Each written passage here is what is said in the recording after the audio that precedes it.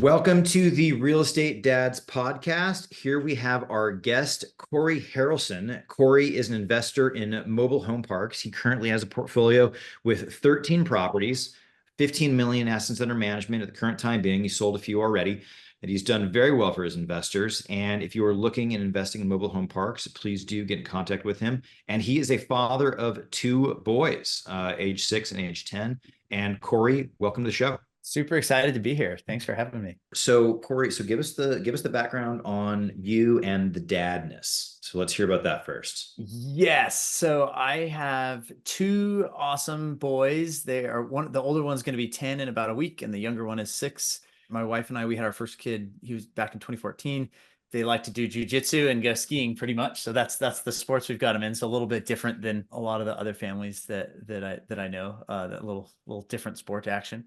But yeah, so they actually kind of play a pretty big part in my mobile home park journey. Cause when my oldest kid was 2, I was working as a structural engineer back in 2015. And I was pulling 60 to 80 hour weeks, with the W-2 job, and kind of feeling like I was not seeing him grow up. And so there was a week straight where I literally didn't see him awake. I was gone in the morning before he woke up, and got home after he was already in bed. And then when it was like a Sunday, and I got upset that I was working so much, I was like, I'm gonna go put my kid to bed. And, when I went to go take him away from mom and give him his bath, he looked at me like I was a total stranger, and like stranger danger, and started crying, freaking out. It broke me. And so that's what originally sent me on, like, I've got to do something different. That's kind of why I got into real estate in the first place. I read, and then I reached Dad Poor Dad, and oh my gosh, assets that pay you. Maybe there's a way out other than just doing this till I'm 65. So yeah, so that's kind of my So my wow. background. So what an intro. So you were traveling, and which son was this, and how old was he when This is my older son. He was my only son at the time. So he was and, about 2. and how long had you been away? Well, I was not traveling. I was just working 60, 70, 80 hours a week. So I was gone, and I would leave in the morning before he was typically still sleeping when I left, and I get home and he's already in bed. Right. So I'm only seeing him when he's asleep. Yeah. So that sucked. That was really rough. But yeah, that ended up then helping me to pivot, and they're kind of my why as far as wanting to be a good dad and make, leave the world a better place for them, and all of that stuff that I'm sure you guys relate to. Once you learn about the path to time freedom, how real estate is a path to time freedom, it seems so freaking obvious. Like, after the fact, why doesn't the whole world know about this? The big thing is, how long does it take, right? Like, how I always hear it's like 3 to 5 years for most people. Like, once they have that realization and they go all in, and to actually have all your bills paid, right, and have some true freedom over your time. What was that time frame like for you? So we kind of took a 2-pronged approach. So on the one hand, we dove right into mobile. We were going to buy a duplex, 3-plex, 4-plex, and I stumbled across a mobile home park for sale, and the numbers looked way better. So we kind of went down that rabbit hole. So we bought our first mobile home park in 2016, and it was some cash flow out of the gate. We were savings for the next one, and kind of then saving up and buying again. On the other hand, I took a step back also, and kind of reassessed, why am I working so much? No one had a gun to my head at my desk telling me, like, I wasn't handcuffed to my desk, right? Like, I could have gone home. And so I ended up realizing, like, hey, I'm kind of sucking at my job right now, and I'm throwing extra hours at it to try to compensate. And so I ended up also putting a bunch of stuff into professional development, learning how to get my own stuff together, how to lead a team. The quicker ROI was actually, I was able to, at my job, I looked at the numbers before I left. I'm full-time now, but I left last July finally, but I had eventually dropped back to half-time. So 3/4 time. So I cut it from an average of 60 hours to an average of 30, and I 5x the revenue and profit I was bringing in for my work. So I literally kind of 10x my productivity, and was able to free up time to hang out with my family and spend more time being dad, right, at the same time. So that was actually the quicker ROI on time, was just figuring out, hey, what, I need to get better at leading and getting my own, getting things done, and figure out how to organize myself, and how to delegate and do all the things. Cause I had kind of stepped up into a role that I was, not comfortable at. So there was 2 prongs there. And then at the same time, I'm building up the passive income machine. And so so that was 2016. I went part-time I actually went into quit. I went into quit in September of 2021, and my boss convinced me to stay part-time. And so then I worked part-time for another year and a half or so. So July of 23 was when I finally left the full-time. And I was feeling much better about things at that point. So that's substantial. So you went from, you cut your time in half and became, it sounds like a literal 10x. What are the, like the main courses or reading that you did to help you restructure what you were doing? Totally. Yeah. So the first one was just getting my own things ordered. I had sticky notes everywhere and to-do lists and flagged emails and piles and piles of paper on the desk. And so the really impactful book was Getting Things Done by David Allen. It just, as far as really, it just helped me get a grip on all the things that were in my court, so I could focus on, hey, what are the actual important things, instead of just like, what's the latest email that someone threw at me. It helped me kind of feel like I got off a treadmill. So that was really good. And then I was, a big part of it was learning to delegate and lead a team. So I was a structural engineer. So we were designing hospitals and college campus buildings and things like that. So we another really good book was, it was called Scrum: The Art of Doing Twice the Work in Half the Time. And that was all about like how to lead a team and, how to effectively lead a team effectively. And so that let me, there was a bunch of others. Do Nothing was another good book, where it's just it's like on delegation, that's encouraging you to like not do nothing, but literally try, your goal should be to delegate everything. Do nothing and yourself. And then your work is really just supporting the people who are doing the work. And so then it kind of just shifted my mindset a little bit. Like, do I really need to be the person doing that? I can give that. Okay, there's a junior person here who really wants that responsibility. They want to learn. Let's, do I really need to be the one who's following up with the client all the time? Hey, they would like FaceTime with the client too. Maybe I can talk through the questions with them and they can make that phone call, right? There was a lot of things like that were kind of delegating and empowering other people concepts. So those were three books that were really, really good. Your firm had to be really happy about this transition you made. Yeah, that's why when I went into quit, they threw out. I had never thought part-time. I'd never heard of anyone going part-time there, but they came in and said, hey, they knew about the real estate stuff and stuff at the time. Like, we know this is coming, but hey, like, I bet you'd still like to have some income that probably helps you with loans. And at that time I had gotten over the, big part of it too was just getting over the at work. When in 2015, when I had that like realization with my son, there was a lot of like me being angry, like, oh, why are they making me do all this, and really victim mentality stuff. And so I had gotten over a lot of that and sort of taken ownership. And so by the time I had the conversation where I went into quit the first time, I was actually genuinely enjoying what I was doing there. It's a great company with a bunch of great people. So they approached me with the part-time idea, and it was like, oh, that would be kind of cool, because that would give me enough time to keep building my real estate stuff and kind of phase into it. So yeah, that was awesome. And then I had to get even better at delegating, because then I only had less time. And yeah, that was, by the time I ended that, I was looking at my numbers, and it was like, oh, I'm literally 5x where I was when I was doing 60 hours a week. That is awesome. I was doing 30. So thanks for the book recommendations. So, and yeah, I'm like literally gonna read all of those, because all of them. What is, and then now you're not working there anymore? It was you recently departed your full-time real estate. What's the status now? It's been 9 or so months. Yeah. So we've got I partnered with my brother-in-law, my wife's brother. So we syndicate mobile home parks. So we are looking for value add mobile home parks where we can buy and add value and make them add value for investors and for the residents. So if we can find ugly parks in nice locations effectively in areas where they really need affordable housing. There's a ton of them out there where there's an affordable housing crisis, and then there's empty pads sitting in the mobile home park because the owner just hasn't taken the capital and the time and the effort to actually go fill them up, because it takes a little bit of work to fill these pads. So it's something where we can provide housing for people and solve a problem and provide good returns for investors. So it's fun. It's a good puzzle to solve. So, and tell us, if you can, about this first deal. So 2016, you had this moment. Yeah.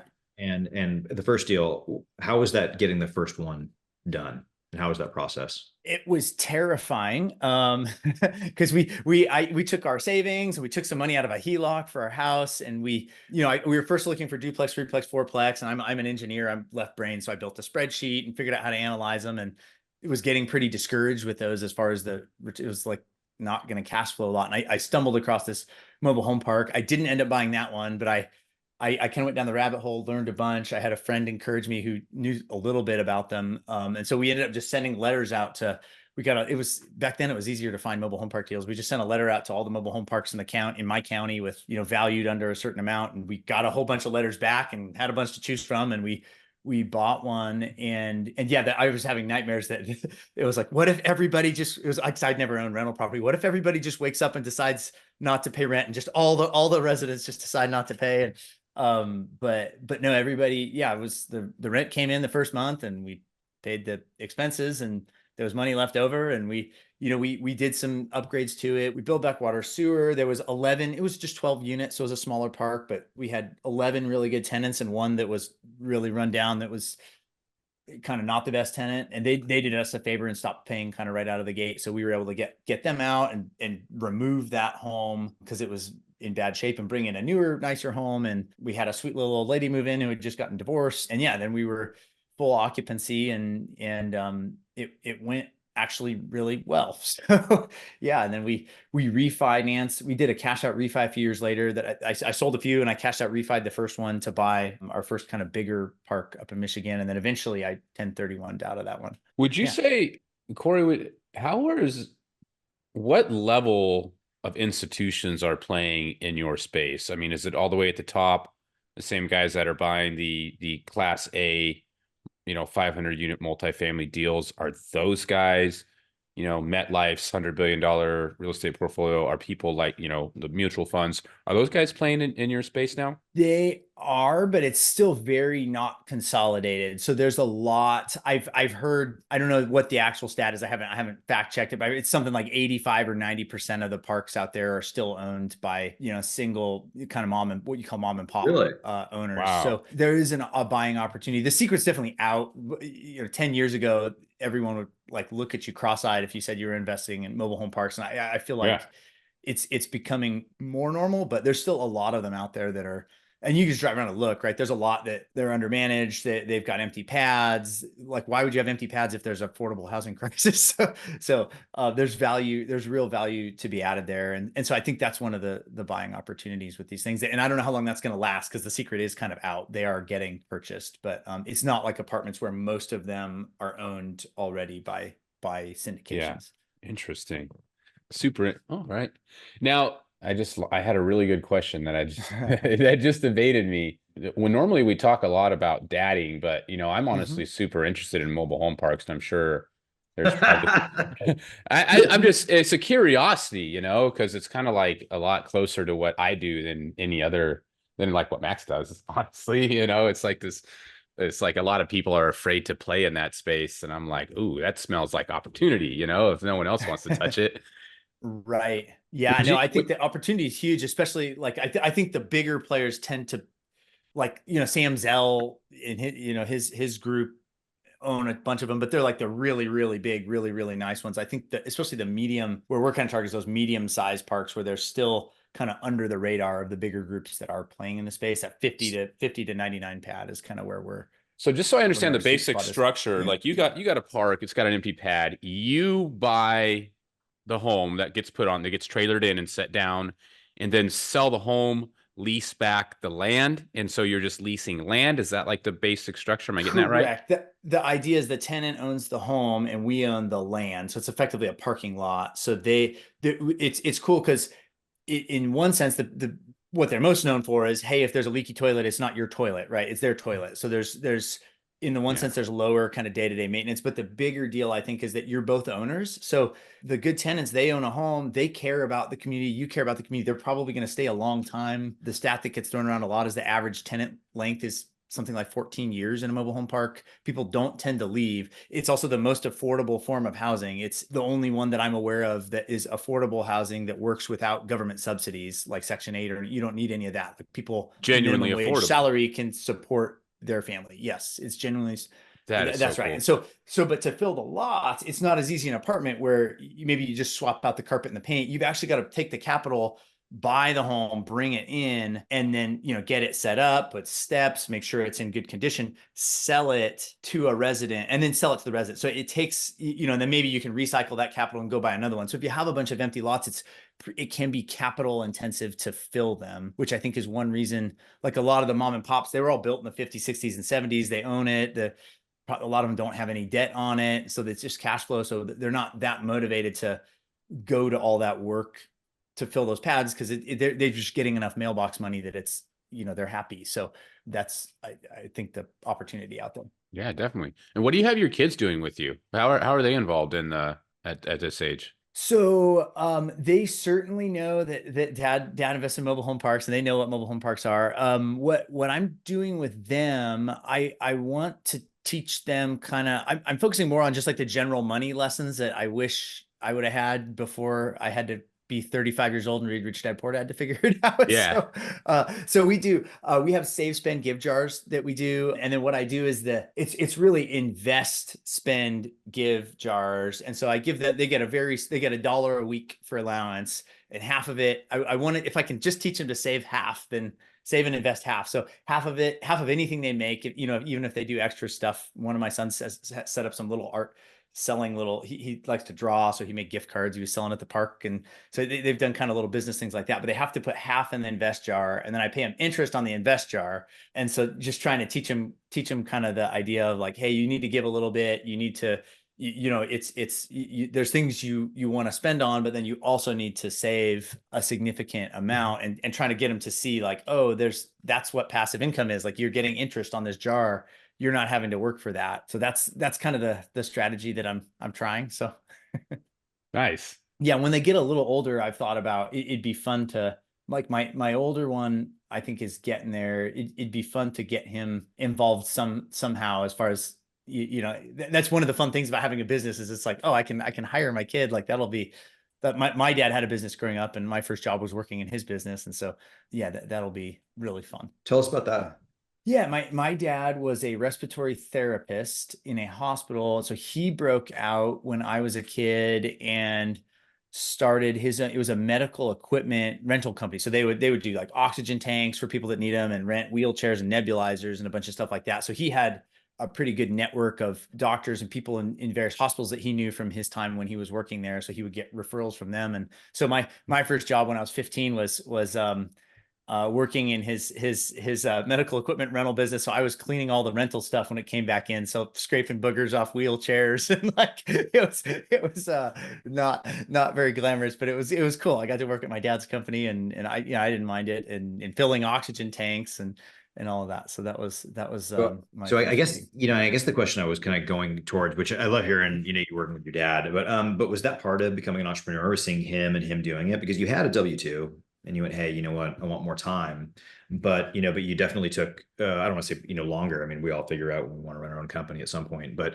how was that exposure as a kid? And, was it something that earlier you said, hey, this is a lot of risk in running a business, and later you said, no, it's a better way to go, or how was that? And was there a mindset shift, or was it just natural course that you got into what you're doing now? It took me, when I decided I was going to go my own route and start a business, then that's when it had kind of clicked, like, oh, my dad did this too. And I would pick his brain on that. But when I was growing up, it was a little weird, because not weird, but he had broken out and done his own thing and started his business. But all the encouragement from him was always go to school, get a job, right? Like, do the W-2 thing out of the gate. And so it wasn't until later that I kind of put two and two together a little bit and said, oh, that's not even actually what he did. He started that way, but then transitioned out and did really well with his business. So it just took me till a long time to figure out.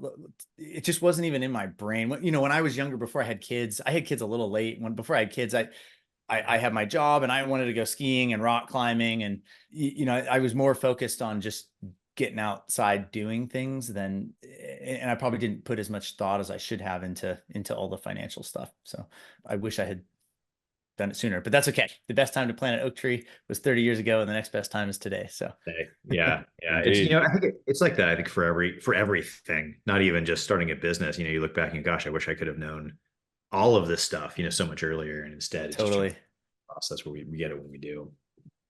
Yep.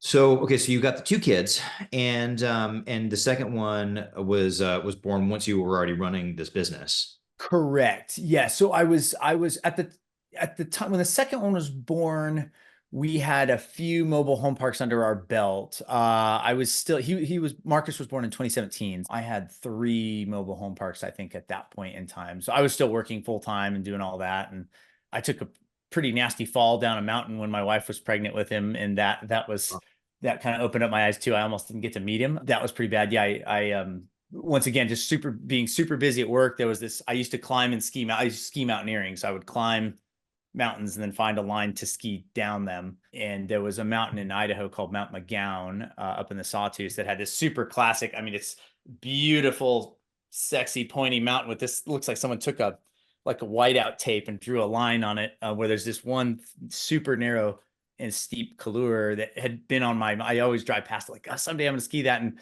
we had it was called Snowmageddon. It was this big snow year in Idaho in 2017, and so I really wanted to do it. If I had gone in May, the conditions would have been great. I talked to my buddy, he was in. My wife was pregnant with my second kid, Marcus, and work got busy. I blinked 2 times and it was July.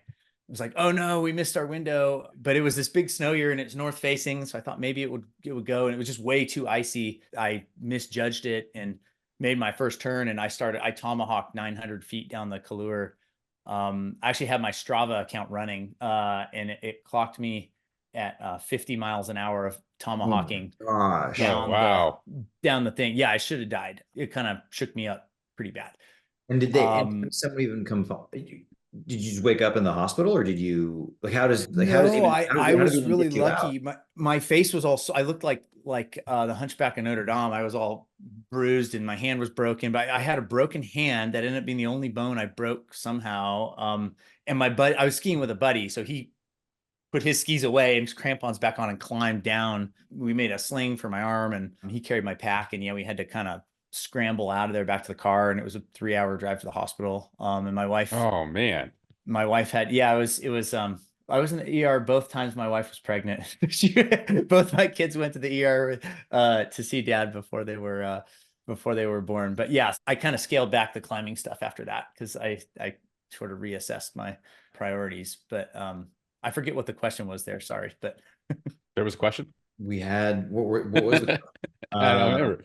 I thought we were just talking. Yeah. I mean, there was kind of a segue in that event, kind of. I was asking back about the age of your second of Marcus. When you're getting into what you're doing, but then we have this kind of life. Oh yeah. Yeah. Oh, that's where I was going with it. Yeah, and that just kind of I refocused after that on like, hey, I really get the real estate scratches kind of the same itch as the climbing does. It's this thing that I can learn and progress and grow at, and I kind of refocused on real estate and family after that happened. So that was more. I sort of did more real estate, and after that, less tempting life events. Yeah. So Cory, so these 50 to 99 space, call them spaces. You don't call them homes. You call them the parks. So what does that range in regards to size or pricing? Like what does that equate to in a dollar amount in a range? Yeah, so typical pricing would be like we're usually in the 30s as for 30,000 a pad, 30,000, 35,000 a pad, somewhere in there, depending on the park and the infrastructure and how much value add there is and how much work it's going to be. So we're we're at 2.4 million right now for a 79 pad park that we're under contract for right now. Yeah. And what does it look like for a capital raise? We are raising 1.75 million for this one because it needs quite a bit of CapEx. So we're redoing roads, trees, fencing, signage, helping the residents with skirting and painting. It's a beautiful location, great infrastructure, and just a really ugly community. So this one's we have a little more budgeted in CapEx in this one than we have in some of the others. But yeah, we're getting 60% debt. So right now we've done 60 to 70 typically with the loan as far as the LTV. Great. That's such a different business model than what I'm used to. I mean, here are the numbers, but it's something I'd really love to get into as far as mobile homes go. So Cory, what is typical, if you have one, a typical day look like for you? Ooh, good question. I mentioned I'm pretty left brain. I try to plan out my week ahead. So I have my Friday morning is always plan the next week. So I block it out. I usually am up at 5. I try to get some kind of exercise and then some kind of focus time with whatever my, number one thing is. I'll block out time in the morning, and then I try to keep, I as much as I can, try to keep like meetings the afternoon. So it's like, I try to be productive in the morning, meeting in the afternoon, and then I try to shut it down every night and hang out with the family. So I have a rule. I'm really bad with my phone. I'm really bad at it. If I have it, I'll sit there and I won't even notice I'm doing it. I'll pull it up and start scrolling. And so I made a goal to try to turn my phone off on do not disturb in the other room by 7 o'clock every night, so I can hang out with the kids and read to the kids before bedtime and everything. And so what I did that worked for that was I made them the phone police. So they usually get 1 square of chocolate when we read our book before bed. That's kind of our little routine. I'm reading books to them. And if they catch me on the phone after 7, then they get double they get an extra square of chocolate. So they're very motivated to help me turn the phone off. Have you seen the app freedom.to? I think I've heard it mentioned, but no, I haven't used it. Yeah. What is it? It's an app blocker. It's an app blocker. Oh, yeah. Yeah. And, what you can do is you download it onto your computer and on your phone, and then you set a time and it blocks out certain websites. And, so because, you're not alone. I mean, we post some of these videos on the social media, and it's very common where I'll go, oh, well, I need to check my social media to do this. And all of a sudden the scrolling went longer than it was supposed to, and that adds up. If you scroll, 10 minutes an hour or 5 minutes an hour a day. If you scroll 5 minutes an hour out of an 8-hour day, it's 40 minutes. It's a lot. It adds up a lot quicker than people realize. And, yeah. And it happens so fast. So it's one of those things where, and I hate to even say that, you turn your phone on and you check a text message or an email, and my thumb goes to, whatever other, app instead. And no. Automatically. You're like, wait, why did I end up here? Well, I mean, Yeah. it happened so quick. Totally. So I'm a big advocate of that particular app, and I have it. For me, it turns on at 7 a.m. and then it turns off at 6 p.m. And usually at that time, I don't usually look at my phone anyway. I'm usually straight up with the family. But yeah, it really helps. So interesting. Yeah, I'll check that out. That sounds helpful. I usually, what I do, I put the do not disturb, so I won't even hear it ring. And if I were to pick it up, there's no notifications there. So I'm like, oh yeah, there's nothing. I'm not supposed to be looking at this right now. So your notifications, hold on a second. Your because I do that. I'm on do not disturb right now, but I can just open up my phone and pull down a whole list of notifications. So you found a way to make that app? Yeah, you can tell the do not disturb you don't want notifications. And so then the only trouble I had was sometimes my wife was trying to text me and I wasn't getting the text. So I set it up so she's the only one who can break through. So her text will still come through. What kind of phone do you have? When it's on, it's an Android. That's what I got too. This is great news. All right. Yeah. Yeah, because the notifications are the problem, right? It's so easy to swipe down, and then there's, hey, this LinkedIn person talk. Oh, I better look at LinkedIn. And then it's like you didn't make any noise, but I see 15 icons here. Like, what's going on? What's going on? Yeah, totally. I'm geeking out now. All right, so this is just in my do not disturb settings. I can make it so only my wife can get to me, and I see nothing else. Yes, yeah, you can. You tell it that whoever you have favorited in your contact. There's a setting where you can say let the people who you favorite in your contacts break through. And so then you just only favorite the people that you want to get through. So that's a setting within the do not disturb situation that, hey, if in the phone. Yeah. And then I think there's something else in there to hide your notifications too. That helps me because I can't, it's just like a trigger, like swipe down and then, oh, there's nothing there. Wait a minute. I'm not supposed to be looking at this. And I put it away. So, with depending on what's going on, this is one thing.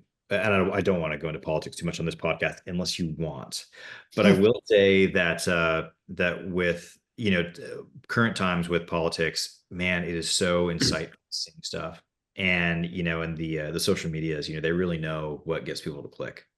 And I take a really active role to go, no, I don't need to know. And I do often think ignorance is bliss. There's sometimes, and as I say that, I love talking about some of these things. Sometimes I go, gosh, you know what? I would be so less stressed out if I just didn't have knowledge of, whatever is trying to be pushed into the cranium of information. Yeah, it's like that circle of control and circle of concern, right? Focusing on what you can control. Yeah, one thing I heard someone say, they were trying to be informed, but you don't need to be informed like right away up to the minute what's going on. And a lot of that stuff's wrong anyway, and more just clickbait. So I'll usually, if I'm doing like trying to get information, I'll usually look at, like, I've got a Wall Street Journal subscription. And so at least that's, someone had to write it down and wait a day before you hear it. So it's a little slower. Best news source, as form far of- as I'm concerned. It's the only subscription I have. Wall Street Journal. To me, it's they cover literally any subject matter you want, and it's the closest thing to objective reporting that I think there is. Yeah. I don't have a full checklist of what qualifies, but yeah, I would argue. Me neither. I just feel that way. Yeah, no, well, it's, you know what it is? It's not salacious. You know, when you read articles in the Wall Street Journal, generally they're not salacious. It's actually like news oriented stuff, which I feel like is a little less, doesn't have as much influence. Here's the facts. Yeah. Totally. Yeah. So Cory, as we've gone down this rabbit hole a little bit with your business, you know, I do want to come back to some of the you know, dad stuff. So you got these kids. Yeah. You know, you're doing good at trying to make sure you turn your phone off at night. But you know, in regards to, you know, parenting, how's that work-life balance now? And you know, what challenges have you worked through that you've seen and said, hey, you know, this worked better, worked less? You know, what stories do you have? Because we've interviewed some dads who are young dads. You know, both of us are young dads. We've interviewed some other dads who have kids that are grown. Some kids are teens, but you've got 5 and a 10, 6 and a 10. Yes. 5 and 6 and a 10. Yeah. Basically. So tell us about those ages. Tell us about how you got here, and what are the accomplishments? What are the challenges? Yeah, they're super. It's super fun. It's weird because I felt like the first 5 years felt really long when you're doing diapers and you're kind of in it. And then, so my older kid was 5, and then now I blinked and he's 10, and it's gone by really fast. And from what I hear, it's going to go even faster going forward. So it's kind of like all of a sudden, like before when my older kid was still in preschool, it felt like this is going to be a really long thing. I have all this time, and then all of a sudden now I'm like, whoa, he's only a couple of years from being a teenager. He still thinks dad's cool. That's awesome. When's he going to figure out the truth? And I don't know. It's definitely making me stop and appreciate the times that we have. So when my older kids, he's already getting a little bit moody, right? Like I can sort of see he's starting to change a little bit. He's not like he's still my sweet kid, but he's not like my sweet little kid anymore. And he's 10. He's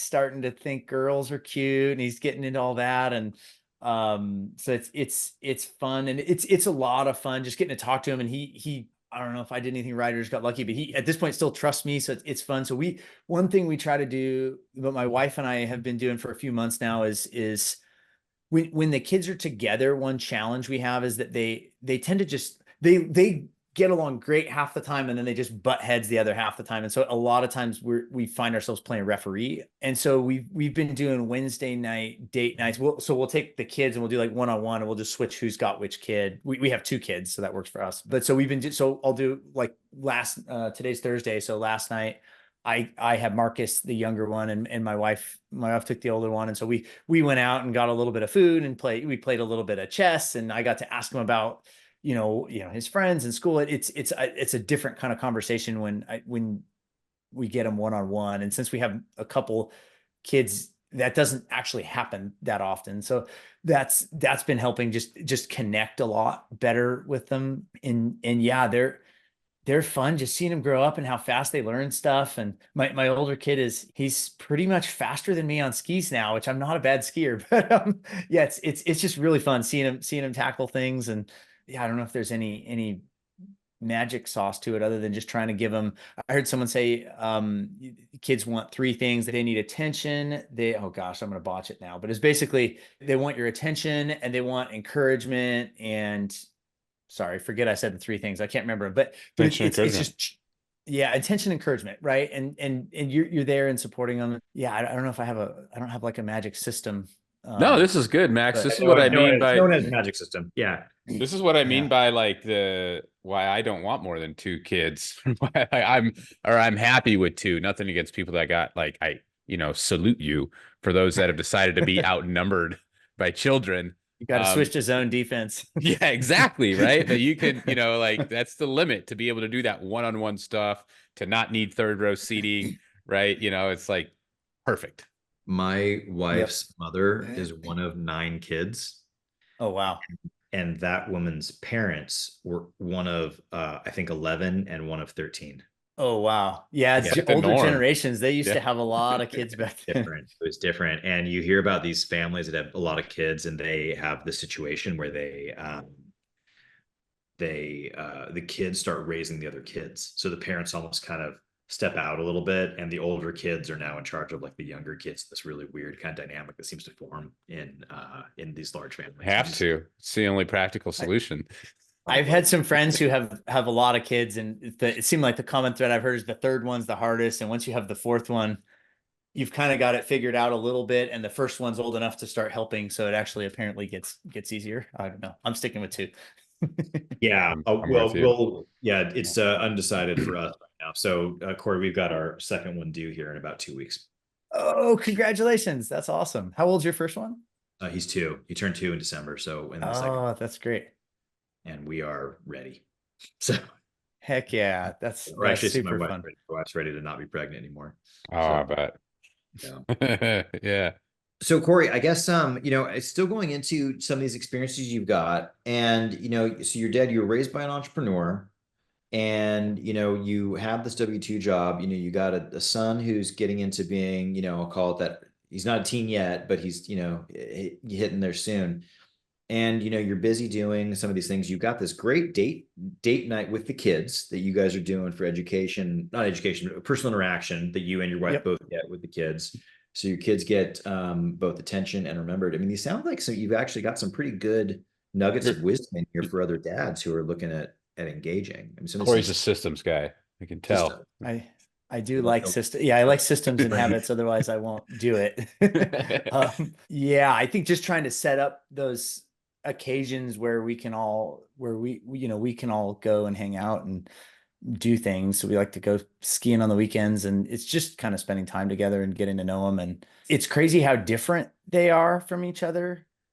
The older kid is super sensitive and he wants to help, and you ask him to do something and he's on it. And after dinner, it's like, oh, can I help with dishes? And he like wants to be Mr. Helpful. And my younger son, he's kind of the polar opposite. He's a really good kid, but my older kid he's very shy. He doesn't want to talk to strangers. He's afraid to fail, afraid to try new things. The younger one is just not afraid of anything. He'll just walk up to anybody and start talking to them, but can be challenging from the listening perspective.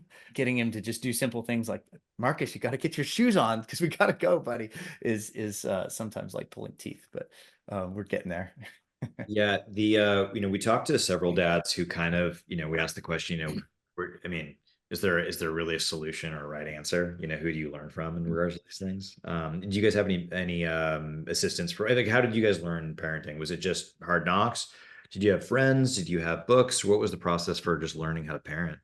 It was hard knocks and books, I think, because we both, my wife and I, were the first on either side of our family to have kids. So both of our kids were the first grandkid for both sets of grandparents. Of our friends' networks, we were the first to have kids. So, yeah, I remember in the hospital, the first night was with Max, and he starts crying, and we look at each other, and it's twinkle twinkle little star, I guess. Like, what are we supposed to do here?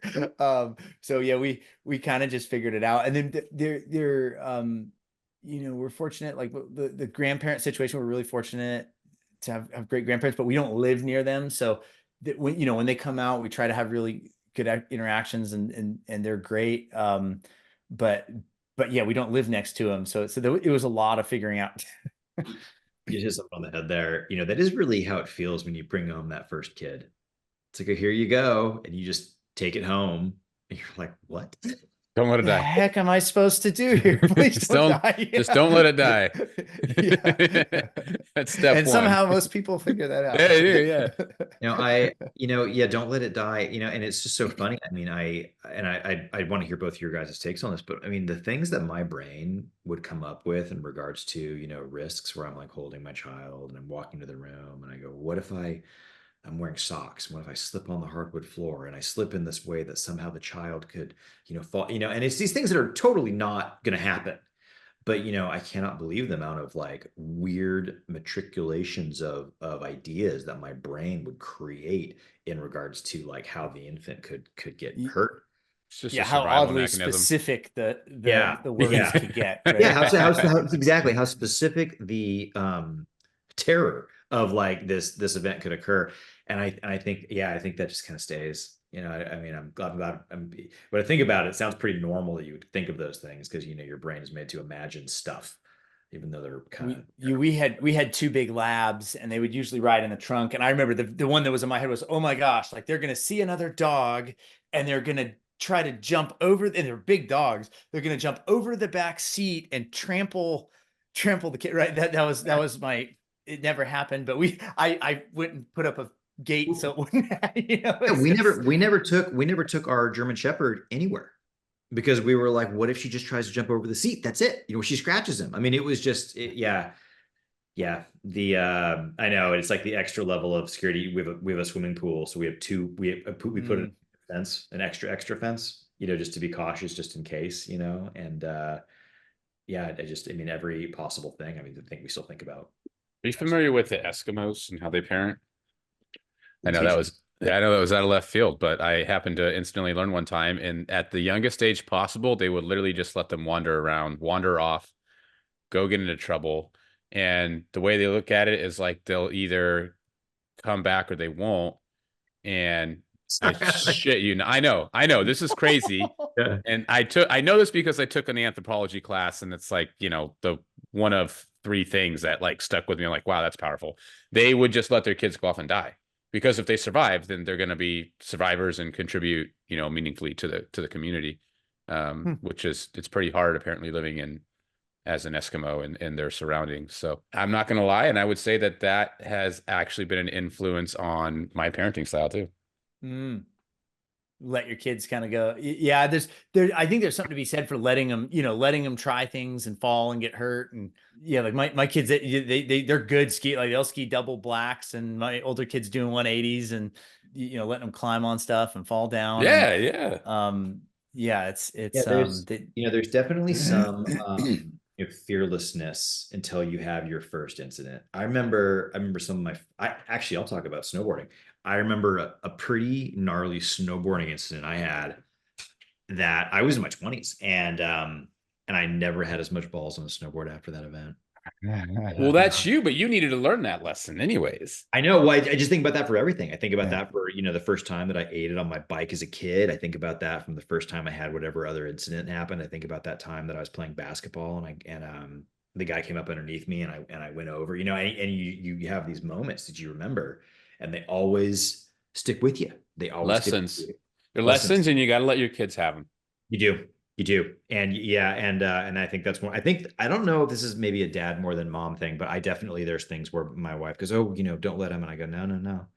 If he falls off, nothing that I would say would cause any, true peril. We're not going to let him play on a cliff. Right. But, yeah. But there's stuff where he's climbing up on the table, and he was able to climb. We were shocked at this, but he was able to get on our kitchen counter from climbing up on the stools up onto the counter at a really young age. Mm-hmm. And he got fast at it. He got really quick. He could do it really fast. And my wife would say, don't teach him to do that. And I'm like, I teach him to do everything as early as possible. Everything. She's like, well, he's doing that. Why hide stuff? I go, that's the way it's going to go. She said, well, if you teach him how to open that gate or open that thing, then he's going to do it more. And I go, that's the reality. He's going to figure out at some point anyway. Right. So you might as well. I'd rather we're here. Yeah. Yeah. I'm of the, dude, at this point, I'm of the mindset, like there is absolutely nothing that I can think of in the world that I want to shield my kids from. I feel the exact same. Because they got to learn how, like we're raising them to learn how to deal with all that shit that's out there.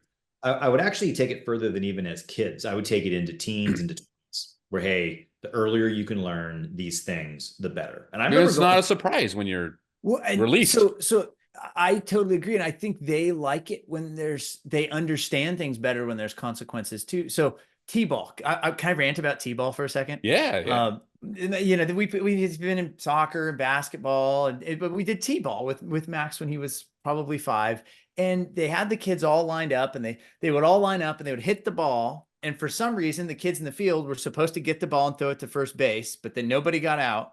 And for some reason, the kid who hit the ball is supposed to run to first base, but you could never get out. And then everybody would just get to hit. And the last kid that would hit, they'd call it a home run and everybody would run around the bases. And then it'd be the other kid's turn.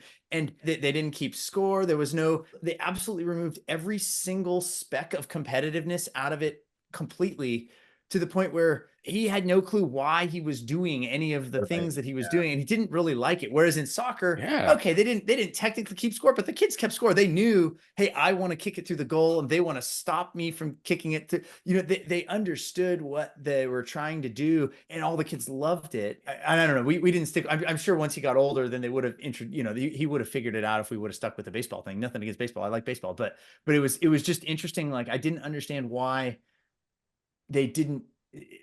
Is that normal for T-ball? It was like, there was no point to any of it. It sounds pointless. Is that like how all T-ball is, or was this like a special like league? This was just whatever the participation trophy league.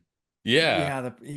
I totally didn't understand it, and it was just confusing. I know. So I feel like he would have liked it better if it was, even if they didn't need runs, and it's too complicated for 5 years old. But hey, if the ball gets to the base before you, you're out. There's some kind of a consequence. I feel like he would have known what he was, he would have focused instead of just trying to pick clovers off the field. I think outside of the consequence of just, being out, but the consequence of not winning. Winning is part of gaining confidence. You have to learn how to lose, winning and losing, right? Like, you're going to win and you're going to lose. And if you just try and shield everybody from that, I feel like you're not setting.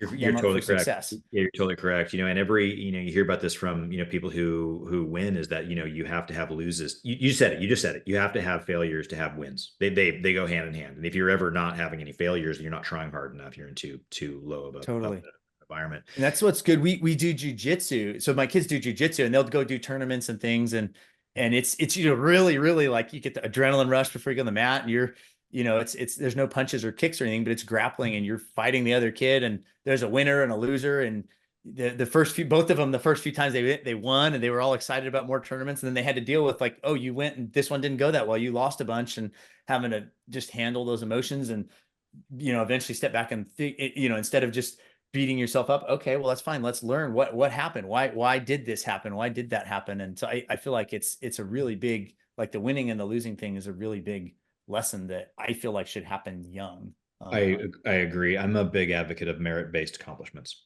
because that's the way you learn. And you just went into this really great topic. Okay, so jiu-jitsu. So what made you pick that? How'd you get into that? how'd your boys take to it? How long have each of them been in it? Yeah, so I trained jiu-jitsu too. I needed something to keep my head straight when I kind of stopped climbing. So I had a neighbor drag me to it back in 2019, and very shortly thereafter, I brought my Max. He was 5, and then Marcus started it at 4. It's great in a number of ways. You can, from just as far as comparing the martial arts, they all can be good. But the really good thing about jiu-jitsu, there's no punches or kicks. So you're not getting your bell rung, which means you can spar a lot, which means you can actually practice it against someone who's trying to not let you do it. Right. So it's really, effective from that perspective.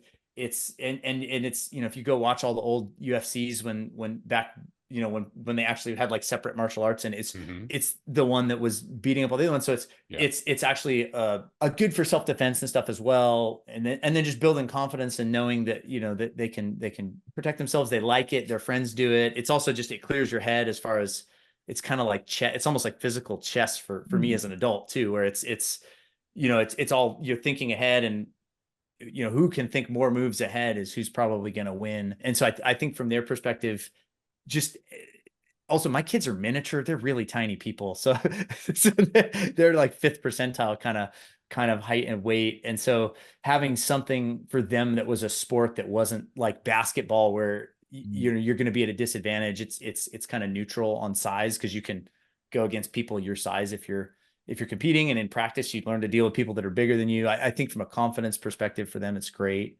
And yeah, they really like it. Of all the sports they do the most, they train 4 or 5 days a week and love it. So do you roll at the same time, or is it like, no, there's a kids class and an adults. It's I mean, not in the same mat, but like at the same time frame. Like, can you roll while the kids are rolling, just in a different part of the gym, or is your schedule your classes are always a different time than theirs. Yeah, they have the adults class right after the kids class. So usually, if I'm training that class, the kids will train. I'll watch them train, and then I've got books or puzzles or whatever that they can do off the side while I for an hour after when I train. So it's kind of like a 2 hour 2 hour fair. 2 hour thing. Yeah, it's great. It's great.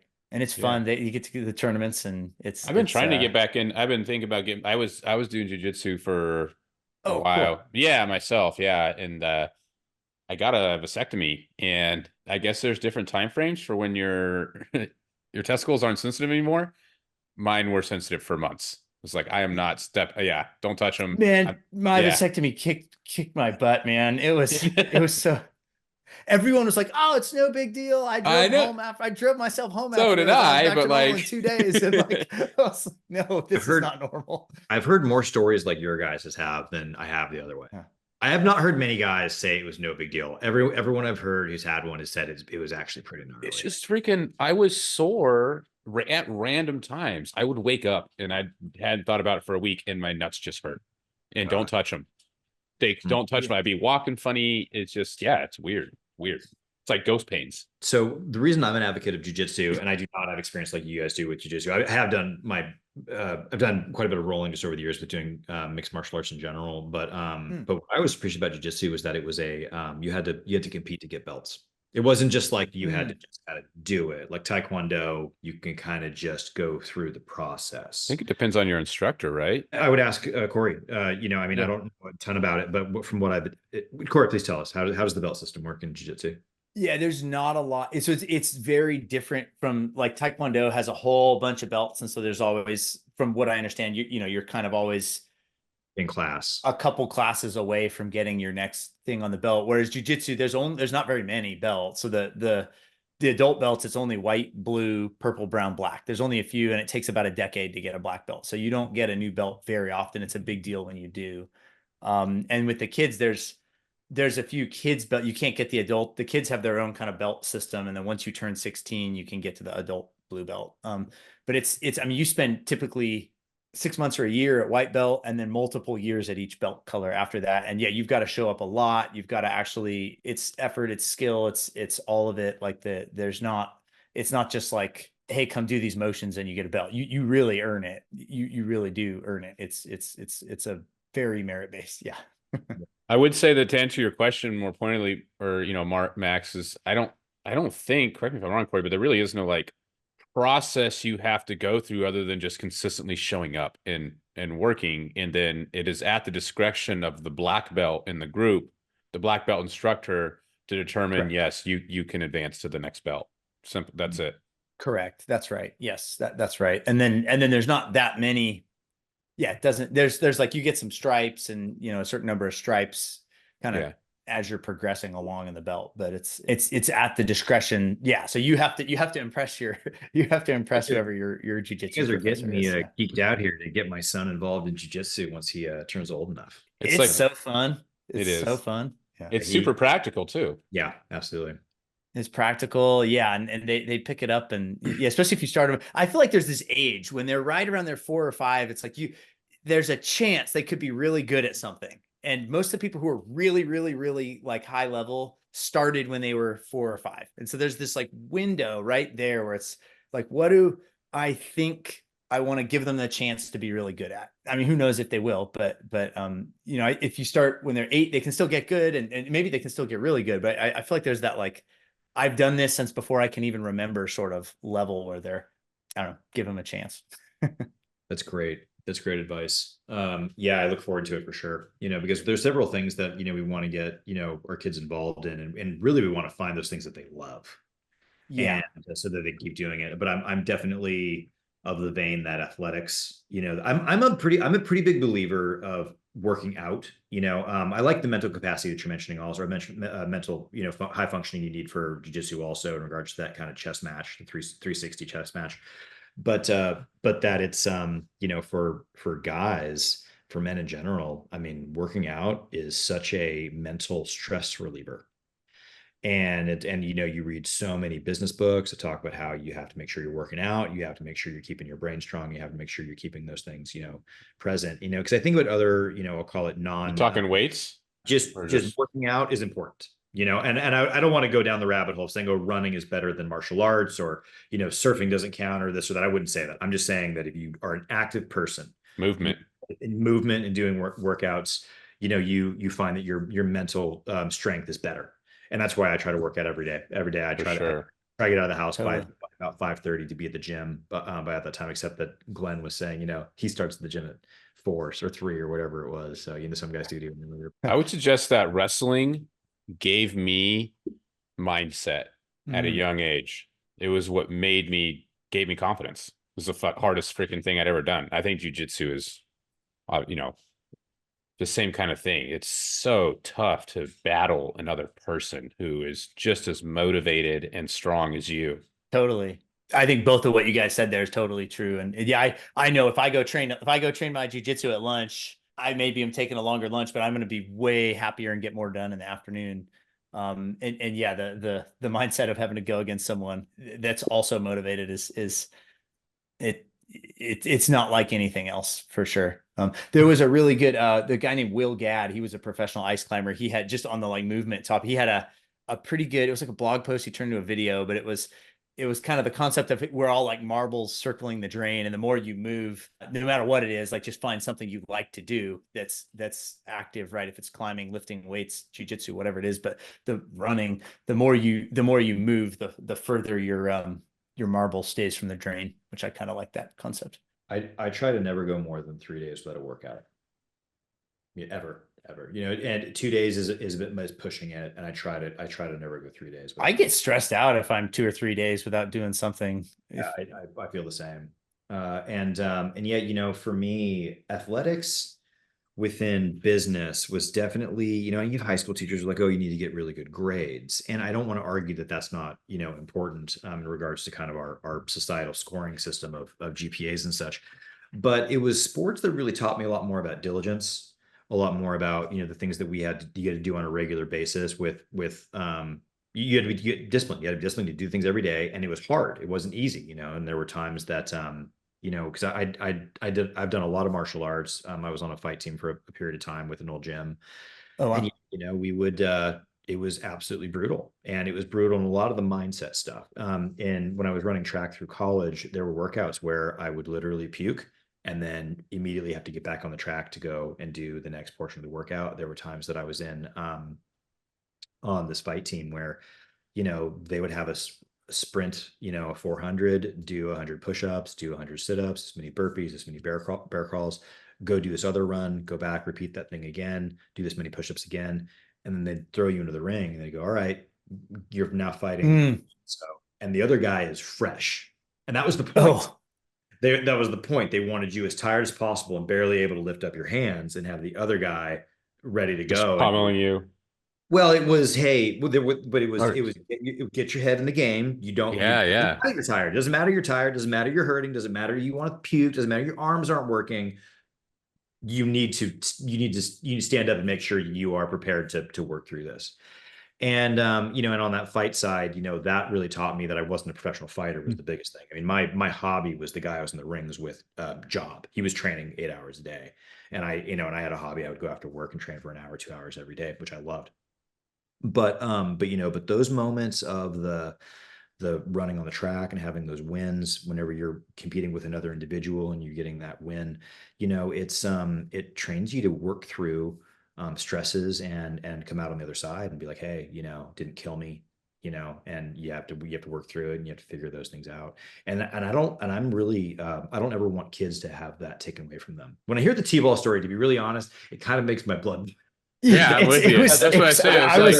They're 5. So I'm like, they're learning, but part of me goes, no, like we are as men, emboldened by overcoming adversity and challenge, or even going through adversity and challenge and just being and having just to do it. And this is what gives the whole thing purpose, right? The whole thing purpose. And and on a philosophical basis, communist baseball. It was communist baseball, Cory. Communist baseball. So it's the commies have ruined baseball. is this kind of I just believe, I have this view that life is a journey, and then it has ups and it has downs and it has ups and downs, but there is no rival. It's just that you have to you go through it, and that we are supposed to engage in challenges. And that's kind of the purpose of this whole thing. I know we're getting kind of off topic here in regards to, a view of whatever, purpose of life, but I believe that adversity is absolutely part of it. Adversity and challenge and coming out of it on the other side. And that's what we're all supposed to do here. So when I hear of these things where there is, an opportunity for a win or for education or for getting better, removed, I'm like, I just get so upset. I get so upset. And I can talk about a lot of things in society that are like this. And, the biggest one that I see is the homeless crisis, where I feel like we've got this entire body of people who the government has stolen their ability to actually have wins by giving them access to drugs, giving them access to sleep on the street and have it be, without a problem, and having their lives in some ways be without a goal of getting better. And I think that that's been stolen from them. And you can say it in a lot of ways, whether that's with welfare or whether that's with these other things. I think that people, once they have an achievement, they get endorphin, they get confidence, they find that they're able to, achieve, and they're able to build. And without those things, I really feel sad for people. I do. And I think that they end up in a really hard place. And so, I'm just a big advocate of sports and a big, advocate of accomplishment. And I'm a big advocate of encouraging people to go for those hard things. Yeah, you got to do hard things. I feel like that makes life worth living. That's just a great way to put it. You have to. Kids got to do hard things. Sorry to go down the political rabbit hole a little bit on this one. Oh, no worries. One day you're going to solve the homeless crisis on this podcast, Max.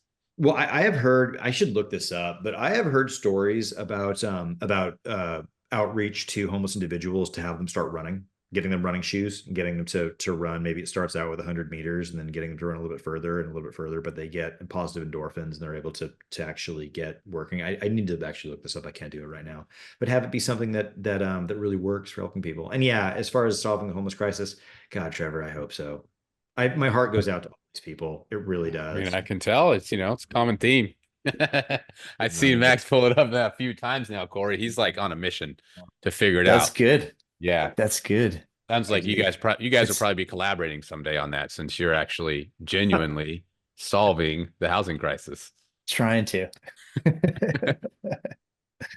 Cory, thanks so much for being a guest. How do people get in contact with you? Yes, they can go to freedominvestinggroup.com, and we've got a free PDF guide to mobile home park investing they can get there. And there's also, you can fill out a form and contact us. I'm a nerd. I love to chat about mobile home parks and real estate. So happy to talk to anyone. Great. So, and Cory, we'll have your contact information on our website, the Realestatedadspodcast.com. We'll also have in there some of these books, Getting This Done by David Allen. Getting things done. Getting things done. Scrum, the art of doing it twice the work in half the time, and do nothing. And at our website, if you are listening to this and you would like to be a guest and have a great story you think would be wonderful for our listeners, please get in contact with us there, as well as the Slack channel, where you can network with other dads who are investing in real estate, where we have opportunities to invest in deals and pitch deals as well to other people within the network.